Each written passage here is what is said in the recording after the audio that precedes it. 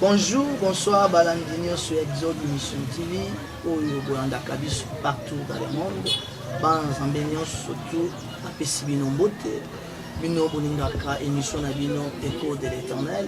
Oui, la cabino chaque fois, ainsi dit l'éternel, et l'ongo Nabasal ensemble, au Badaliko défilé à 4 émissions. Et les lots, Tozali, Koyambela Bino, Moko, Yabasal ensemble, Oyo. Alubaka kitoko OP chaque fois tous à kanaye émission na écho de l'évangile oyo bolinga kamingi na pesi mote pa ya papa nanga esika zali les sacrificateurs les germes ainsi que molonga na bana naye Zambe apambola bino na pesi mote et pa ya ba serviteurs nyonso partout vous allez kolanda biso et n'oubliez pas de s'abonner et partager la vidéo oyo pour na bana Zambe bazala édifier bazala libéré et kozala malamu mingi et l'autre koyamba papa na biso et nous allons parler sur un thème oyo tolobela qui la fois passé les appelés et les élus. Aujourd'hui tolobela les élus au ministère et longo na docteur Eli les chamons sans plus tarder tolali koyamba pour expliquer biso malamu thème oyo et longo na bino. Bonjour papa. Bonjour papa Berger. Qui m'ezali Nzambe azobatela. Vraiment à la fois passée Teutaki Kosolana yo et longo na présentatrice na biso Sœur Lydie c'est Kosola si appelé et Eli aujourd'hui tozana esengo mingi bana Nzambe ba ko na biso o meka ko expliquer biso les Eli au ministère. Di ba Eli o ba ko kota na kata ministère et ministère c'est quoi? OK. Na kolinga totanga mingi au commencement tozonga na mwa ba koko ya makamu ndenge bandaka tozana mukanda ya Jérémie chapitre 1 oyo bisoto tokoki kotanga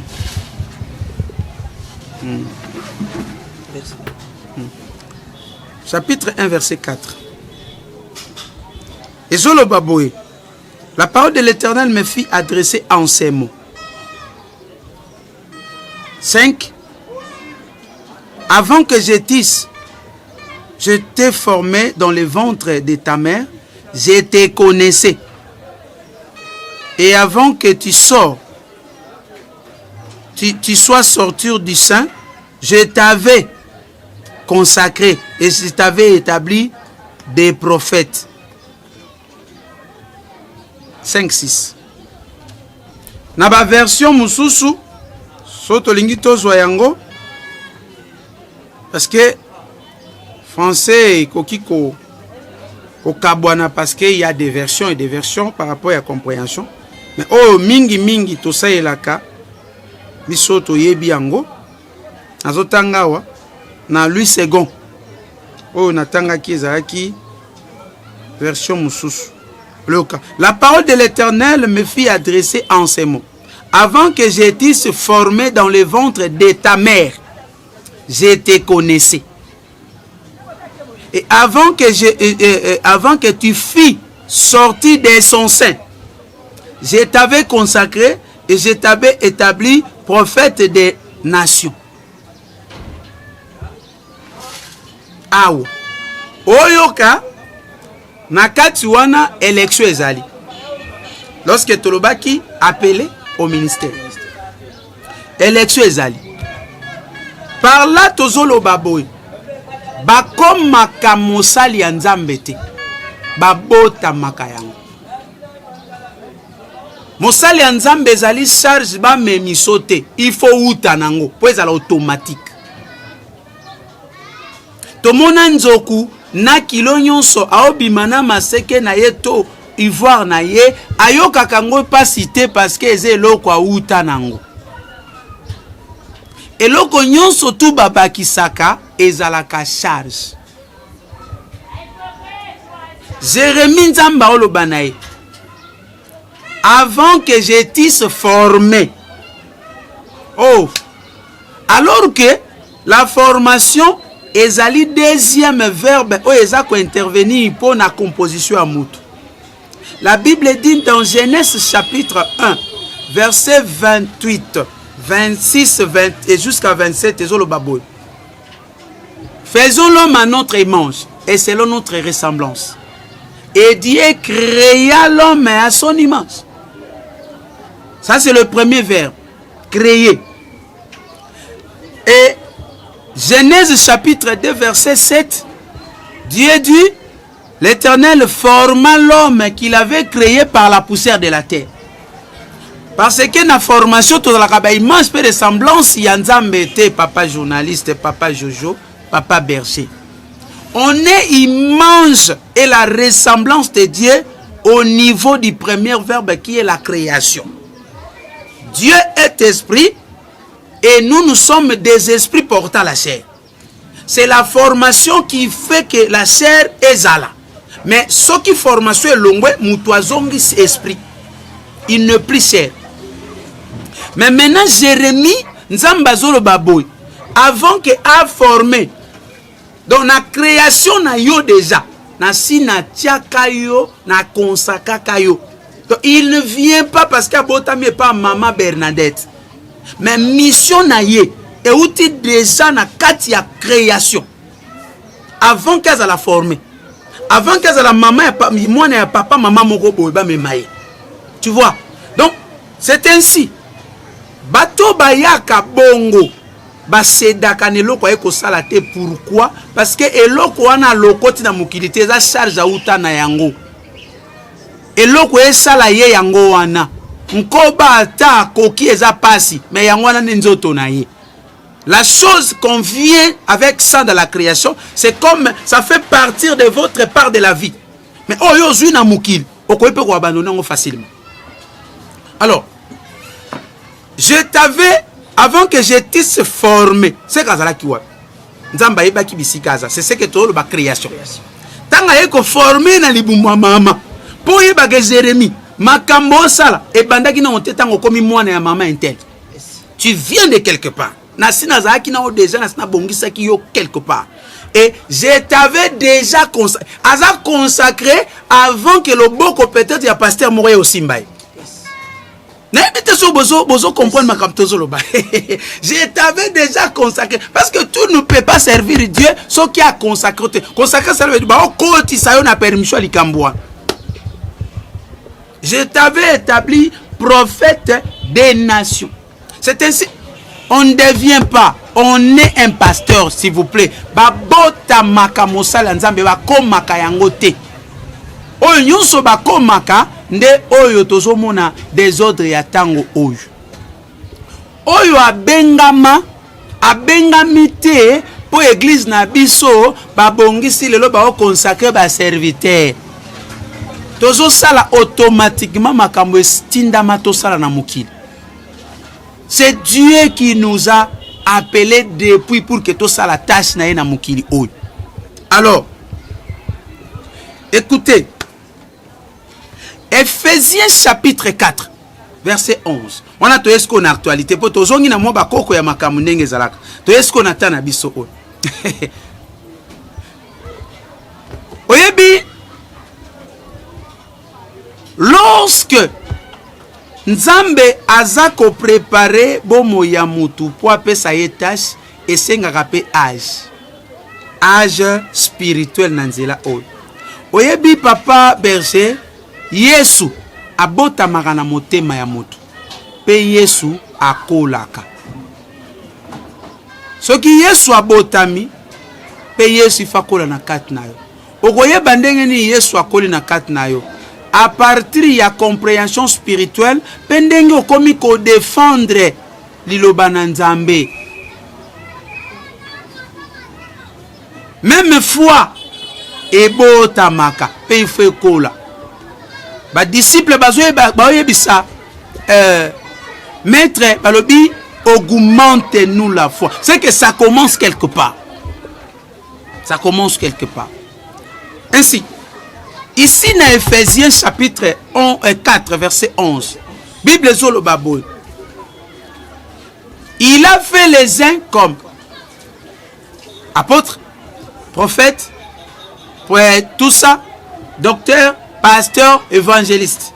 il a fait les airs comme. Et ça, ma tâche a si bon pour que ba exercer na mukili. Mais lorsque yé moko azalaki na mukili, quand est-ce que likambo ya ministère ban, ministère ezali boye, vous êtes élu, mais sikoyo ba pesi yo quelle tâche que tu dois faire. Les ministères, ce sont des élus qui pratiquent dans le ministère. Bah, continue à kata musala. Ok, au continue à musala parce que tu es un élu, tu ne peux pas rester comme ça. Et ça, le cola ba nommé une société PDG telle. Mais ce qui n'a nous au quotidien, et ça le cola exercer dans le côté. Lorsque nous sommes dans les ministères, ça veut dire nous exerçons notre candidature. Toponami. Toponami, ce qu'on dit toi dans 4 exercices. Hein? Parce que tout le monde a un mboka na biso ba signer des ordonnances ya muto comme peut-être CPA tona nani PDG na société moko me ba otie bakal. Mais alors que ba signer des ordonnances.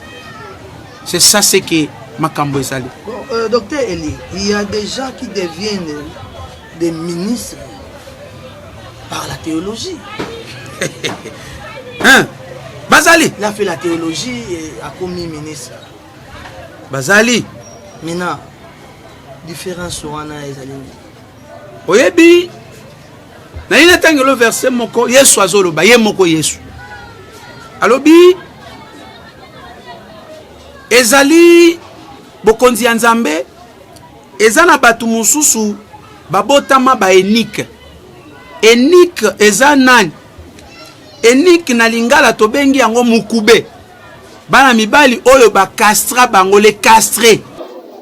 Bango bana permission ya ko se reproduire. Et les ennemis wana c'était dans l'objectif de faire quoi? Ba ennemis bazala ko batela ba femme basi ya roi. Les ennemis c'était là au service de la reine. Ponani reine azali na protection bénique pour la nid parce que roi na reine babandai komona na ka mobulu te. Ce qui tozongi na histoire ya Esther. Le roi Cyrus n'était pas peut-être un polygame, mais il était un monogame, mobile moko. Mais l'exigence ya kotambisa royaume à cette époque-là, pourquoi kozalaka à trop femmes té. Moi si té. Beaucoup mon ana moi si 2 mois 3 mois plus tard. Il faut benga ye. Oyo ki posa no bengi. Mais ceux qui posent ça to ça no makambu na yo.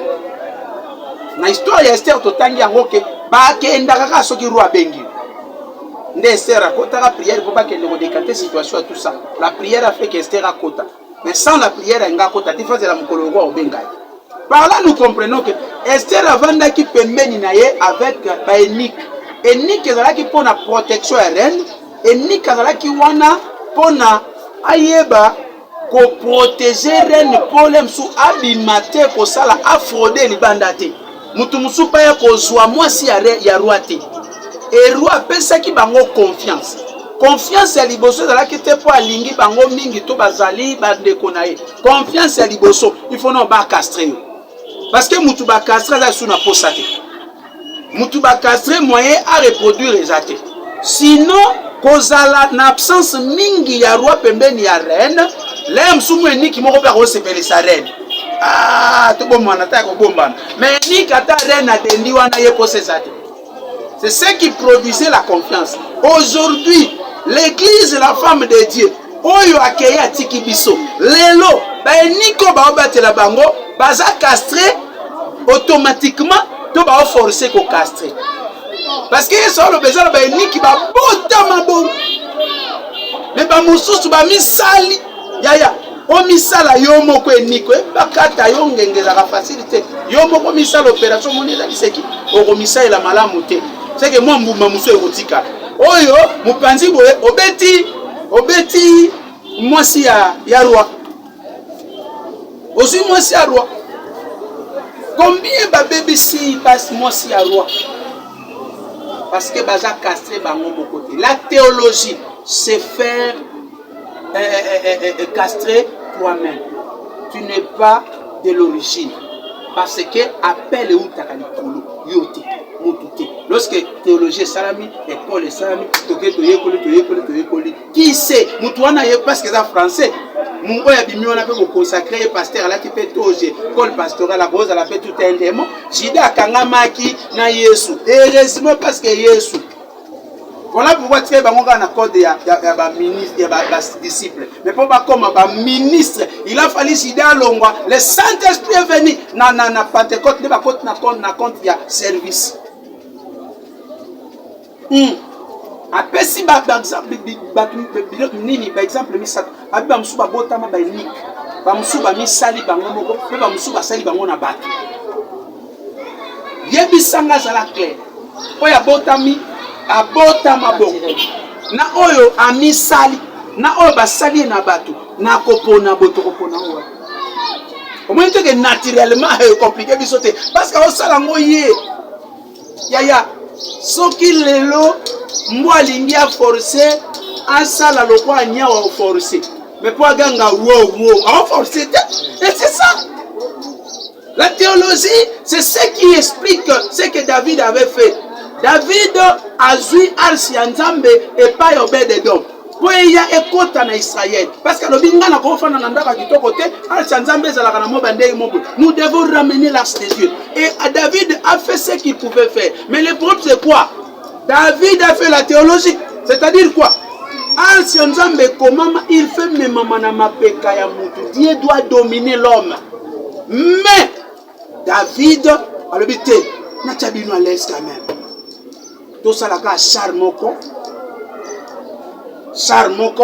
Totie ancien Nzambe likolo wana po bangombe ba memango. La parole n'était pas envoyée aux animaux. Dieu doit dominer l'homme et l'homme doit dominer les créatures. Mais ce jour-là, David a mis si Arsa Nzambe ce qui va sacrifier ba même. A mis si ango bangombe. C'est ce qui a fait que Uza tango Arsa Sili qui a quoi ya Uza linga simba ba kufi. Boni ba okufa. Vous soutenez celui qui n'est pas appelé. Et parce que ça n'a mbongo, il n'est pas un unique original. C'est monté de toutes pièces. Dans la badégué au salamana c'est ça. Donc c'est un peu ça papa dit que la personne de telle personne n'est pas élue. Basa pas élu au ministère. Basa élu na ministère té. To sali bango par crise. Mais parfois ça arrive que aujourd'hui ministre de Dieu a dans la. Est-ce que notre seulement un ministre de Dieu va dans la carte consacrer, imposer le maire par un autre pasteur de sommet. Ah oui. Wanakuna y a pas objet, il y a pas à parler parce que l'onction se transmet. Les sacerdoces et Zali pe kokita du fils au père. Nzambe Yesu abondelaki pona ba disciple na ye de même tozotala ndenge ba apôtre bazotambola o bazali ba modèle na biso ba bandai pe kobondela apôtre Paul azolo ba quelque part na ngana e pa na bino pour que na transmettre bino quelque don et apôtre Timothée batela badon na yo oyo zalaki consacré na misu ya ancien tout ça ça se fait comme ça mais le problème est ali muto tozo lekisa na ba service est-ce réellement abengama na nzambe c'est ça le problème tokoya kopesa mutu eloko na yete tokoya kosala ba mukube ya biso moko tokoya kosala ba unique par urgence pasteur akufaki ko tomoni yo lobaka français bien yo zalaka pasteur bo sali mukube na bino c'est ainsi omoni likambu ya zeke zalaka na Israël pona kosala so bande kosala zeke to ba yepe menya urine tunime pour que ça la soit. Les hommes peuvent se compliquer ou se tromper, mais Dieu ne se trompe jamais. Ayebi ba obazali. Tu vois? Donc, c'est ça.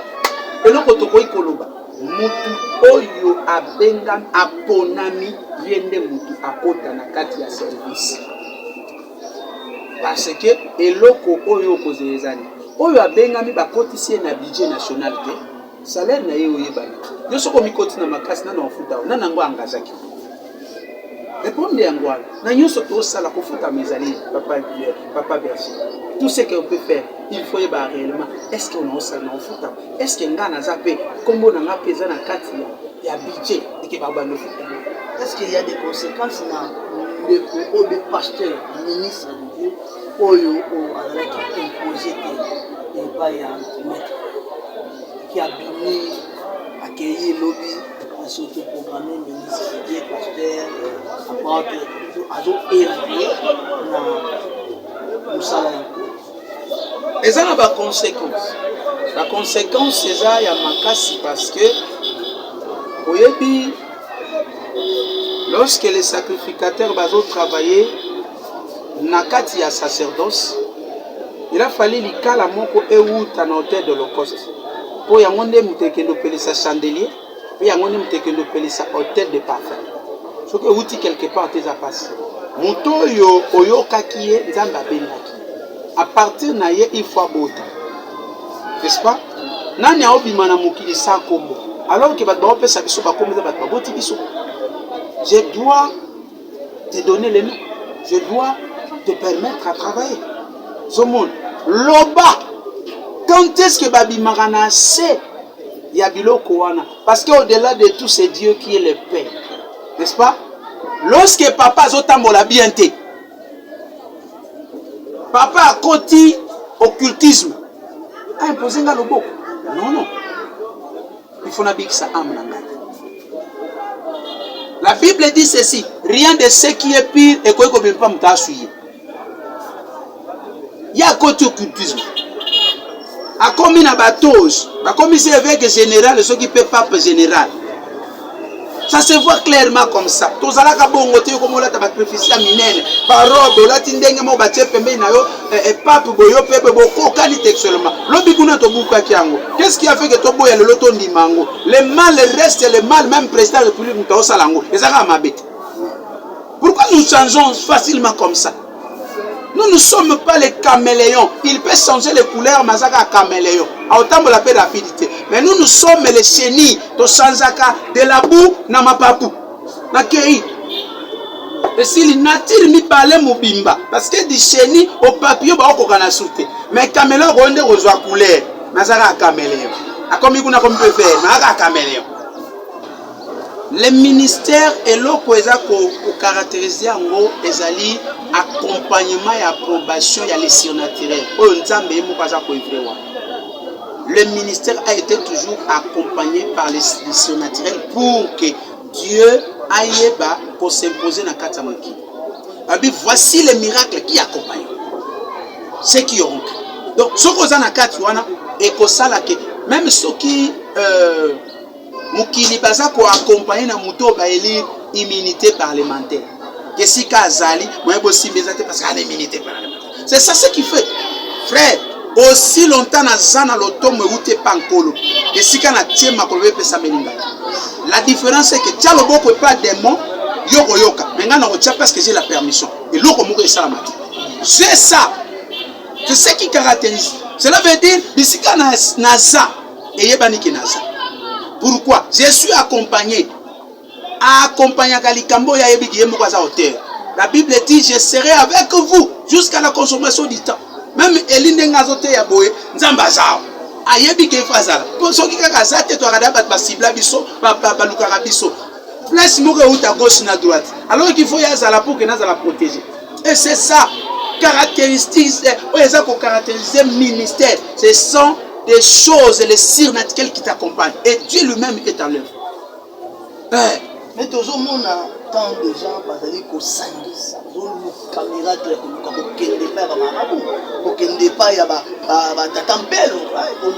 parce qu'il y a quoi ça, parce qu'il y a ça, parce qu'il y a prophétie et tout ça. Ça veut dire que Bazali vraiment ministre est sonnoté. Parce que on a dit que l'eau que je caractérise le ministère, les alliés, Misala où ils ont accompagné, aux alliés Kolanda, Moutoun ensemble. Et maintenant, ces gens-là qui cherchent par-ci, par-là, pour avoir le miracle, pour prophétiser et prophétiser ça va bien. Cela veut dire que ces gens-là, par exemple, ministère. Les problèmes, monsieur Zalaka, papa, Zali, préparation ma paix. Paix kokende na précipitation. Otika li kozwe les mots, tout alinga kokende quelque part netina nzamba senga kele. Moïse a dit, ozoti nanga pas pharaon, est-ce que vous pas pharaon? Yes. Yo zoye ba pharaon ozoti nanga. Oyo ngana kima. Oyebi makam na ça. Mais aujourd'hui, on a mbula na 80 ans. Oh, on a sina lembi. Oh, ça c'est très dangereux. Même si on a besoin de mutoti nangate. Et là, on est là, qu'est-ce que nga peine na retenir na pharaon. C'est alors que comme maillot na niveau ba surnaturel. Frère, au Simbaka, oh, alléluia. Au Simbaka, Bible boye, to taye boye. Et ça là que l'autre côté. Mais aye biso lobi siko au Simbaka ye, tia boye petit qu'est-ce dans le vide. Au moins comment pousse monter maintenant on a confiance. Que du ça pharaon, ça peut se produire quelque chose. Yes. Et c'est ça. Abiso ka lingenda no mona kango pamba pamba. Tia ngona se e baluka nyoka. Moïse ata oh lingenda nanga. Oh, nzoba c'est que makambo ke koti na katia. Asimbi lingende zongi lingende. Tia lobongo na yo na tolo. Pas lèpre. Longola zongisa esili. Amba donc nazalaka pamba na kwa ko sana fawate siko na comme na mo makam na kati. Ça donne la précision. Eh, mutu etinda makabongo. Et l'okoni ko sala kenandi makena kende. Cela veut dire bakenda qui na précipitation. Jésus avait dit aussi à ses disciples, n'allez pas avec précipitation. Attendez, le Saint-Esprit viendra sur vous, l'esprit de la puissance. Je comprends, bakenda avec précipitation. Ozo kendo fungo l'église. Ata signe, ata le surnaturel mon côté au monde. Ozo kendo fungo l'église. Yebite ko fungo l'église ako kanga prise na Satan. Oyebi muto obunda naye. Papa est bercé. Donc, avec précipitation. C'est ainsi en échouant à la précipitation, que le moto a pas. Pour y avoir un mot besoin quitter. Et ça, qui n'a pas de mot pour pelé un monsieur sous bazar qui n'a moto, babomi ango. Nalo bagaboyi.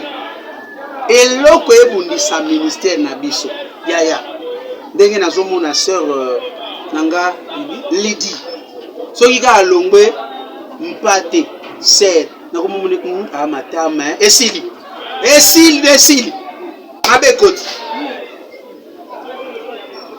Tout ce que tu peux faire dans les choses de Dieu, comme en 100, en 1000, volume et miracle. Le sexe contraire, Ezali, nakati ya multiplication, tobenga kayango, élément absorbant. Tout ce que tu peux multiplier par 0, c'est à combien? 0.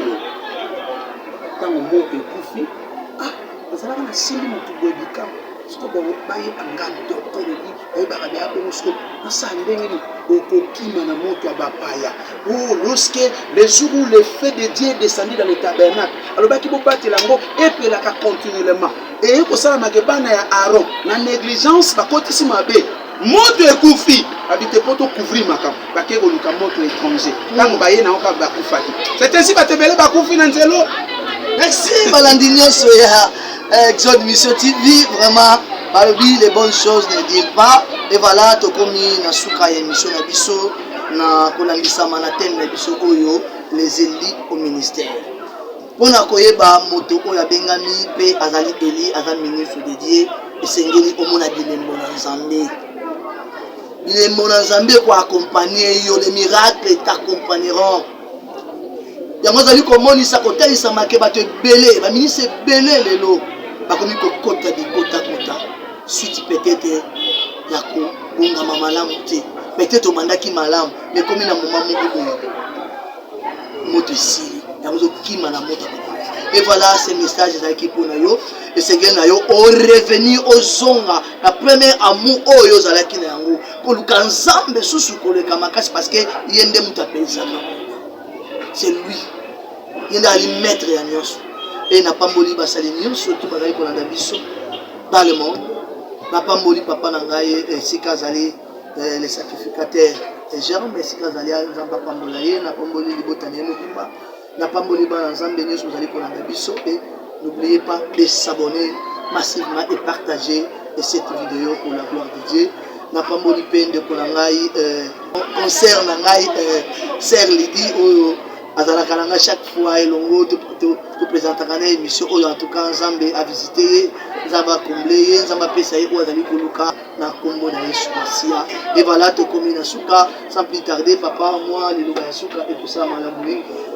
Ah ouais, liloba ya suka ezaka ka koyebisa bana Nzambe toza wana te poto choqué mais la Bible dit mawa na lenga bonzambe mimaka na repentance ezaka likambo to bongisa parce que nzela ngo ezosenga ba exigence ebele kolo asunga et puis tango zobondela bondelaka pe pona biso le chameau eli toza wana tozokamba bato soki ba question monsieur ko ça poza la besoin to solola na yo ngai moko na yo téléphone eza tango yo soponele toza na Kinshasa RDC na plus 243 81 27 48 958 nde okoki kozwa biso napesi église oyo biso toza kotambwisa badulamite nyonso tu mbote adulam tabernacle elingi bino mingi napesi mama madame nanga mama Deborah mbote bana nanga nyonso mbote Keyata Sahel Kiria Sali Christelle Dorcas Hervé bandeko nyonso tu badulamite mbote mingi pe